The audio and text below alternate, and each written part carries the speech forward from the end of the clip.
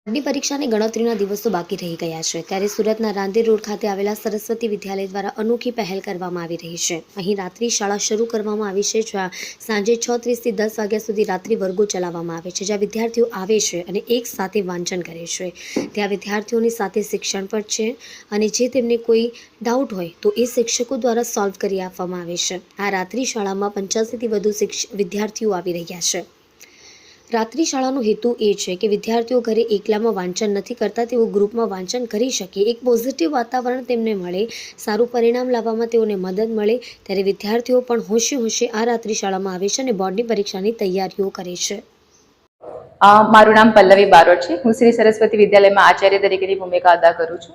ગયા વર્ષથી અમે ધોરણ 10 અને 12ના વિદ્યાર્થીઓ માટે ફેબ્રુઆરી મહિનામાં રાત્રિ શાળાનું આયોજન સ્ટાર્ટ કર્યું હતું।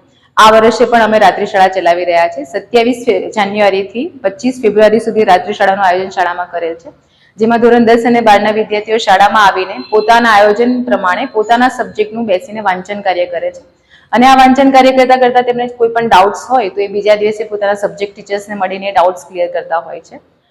આ રાત્રિ શાળા ચલાવવાનો મુખ્ય આશય એ છે કે બાળકોને ઘરે પૂરતું વાતાવરણ ઘણી વખત નથી મળતું હોતું, એક અવાજ ને બધું ડિસ્ટર્બન્સ થતું હોય છે, માટે શાળામાં અમે એમને યોગ્ય ભાવાવરણ આપી શકીએ અને એકાગ્રતાપૂર્વક માત્ર ને માત્ર વાંચન કાર્ય કરી શકે, માટે અમે આ રાત્રિ શાળાનું આયોજન કરેલ છે।